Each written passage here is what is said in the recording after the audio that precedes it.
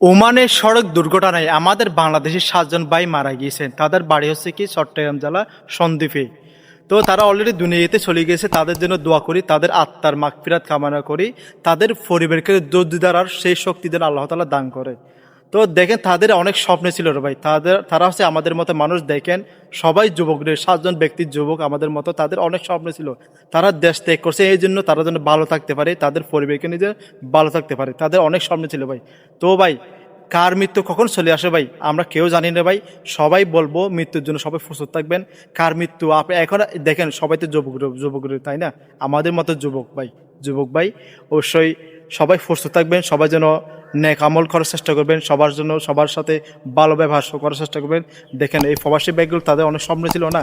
তারা তো দেখেন সড়ক দুর্ঘটনায় তারা মৃত্যুবরণ করছে। কারা দেশ ত্যাগ করছে একমাত্র একটা উদ্দেশ্য, তারা পরিবারকে নিয়ে যেন শান্তি থাকে, তাদের জীবনকে যেন গোছাতে পারে। আসলেই তার জন্য দোয়া করি, মন ভরা দোয়া করি, তার আল্লাহ যেন তাদেরকে জান্নাত নসিব করেন। আমিন।